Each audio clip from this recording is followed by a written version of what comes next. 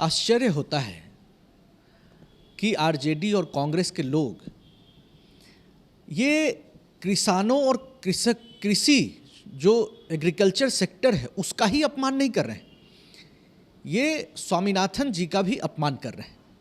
कभी यही लोग स्वामीनाथन कमीशन रिपोर्ट को अप्रिसिएट करते थे और यूपीए की जब सरकार रही तो एक भी रिकमेंडेशन उसका लागू कांग्रेस की सरकारों ने नहीं किया है। आज प्रधानमंत्री जी ने बारी बारी से एग्रीकल्चर सेक्टर से संबंधित जो भी रिकमेंडेशंस थे स्वामीनाथन कमीशन रिपोर्ट की, उसको लागू करने का काम किया है। एमएसपी पे बेकार का प्रोपेगेंडा फैला रहे हैं। एमएसपी एग्जिस्ट कर रहा है, हम तो एक बाजार मुहैया करा रहे हैं, बिचौलिया से दलालों से मुक्ति दिला रहे हैं। और जिन लोगों के खिलाफ, आढ़तियों और बिचौलियों के खिलाफ कांग्रेस के लोग सदन में बोला करते थे, आज उनके पक्ष में खड़े हो गए हैं और किसानों के खिलाफ बोल रहे हैं। तो मुझे लगता है कि स्वामीनाथन कमीशन रिपोर्ट को एक बार आरजेडी और कांग्रेस के लोग फिर से उनके पन्ने पलटे और किसानों के और कृषि के अर्थशास्त्र को समझें। किसानों के साथ मजाक नहीं किया जा सकता है। प्रधानमंत्री ने जो भी किया है वह एक निश्चित बेहतर कदम है, इसके लिए लाखों बधाई। यह एक ऐतिहासिक कदम है कि किसानों को उनके उत्पाद का ज़्यादा कीमत मिलेगा, ज़्यादा मूल्य मिलेगा, बाजार मुहैया होगी और मिनिमम सपोर्ट प्राइस तो रहेगा ही। ये प्रोपेगेंडा फैला रहे हैं कि मिनिमम सपोर्ट प्राइस को हटा दिया गया है, ऐसी कोई बात। संसद में घटना घटी, बेल पर चढ़ के विधायकों ने, माननीयों ने जिस तरह की हरकत की है उसको आप किस नज़र से देखते हैं, क्या कहेंगे इसके बारे में? ये बड़ा ही दुर्भाग्यपूर्ण है।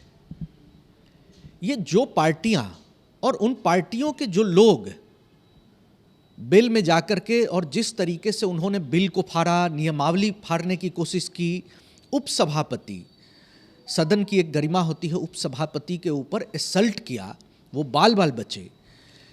और ये कौन लोग हैं? ये सारे उन पार्टियों के एलीट रिप्रेजेंटेटिव्स हैं जिनको न एग्रीकल्चर से मतलब है न फार्मर्स से मतलब है। ये लोग सिर्फ अपनी पार्टी के बिहेस्ट पर प्रोपेगेंडा फैला करके एक किसानों के खिदमतगार प्रकट करने की कोशिश कर रहे हैं, जबकि हकीकत है कि सदन की मर्यादा होती है। आप कोई भी बिल आता है उस पर अगर संशोधन की गुंजाइश है आप बात रखें, सदन के बाहर, सदन के भीतर स्वतंत्र हैं बात रखने को। लेकिन इनका मकसद वो बात रखना नहीं है, क्योंकि इनके पास तथ्य नहीं है। ये सदन को बाधित करना, सदन में हंगामा खड़ा करना और जो लोकतंत्र की मर्यादा तार तार की है। आज तो शुक्र हो कि हरिवंश जी उपसभापति जी ने जिस तरीके से रात से धरने पर बैठे उन तमाम निलंबित सांसदों को चाय पिलाया और बिहार को रिप्रेजेंट करते हैं हरिवंश जी, हम सभी बहुत गर्व महसूस करते हैं। उन्होंने, बिहार लोकतंत्र की जननी है और बिहार का रिप्रेजेंटेटिव होने के नाते हरिवंश जी ने एक बड़ा ही अच्छा सुंदर संदेश देने का काम किया है। उनके प्रति हम सभी को सम्मान है और हम सभी पार्टियों के सभी दलों के नेताओं और कार्यकर्ताओं को हरिवंश जी के इस कदम से प्रेरणा लेनी चाहिए। लोकतंत्र अक्षुण्ण रहेगा तो देश रहेगा, राजनीति होगी, लेकिन लोकतंत्र की मर्यादा को तार तार करके राजनीति नहीं होनी चाहिए।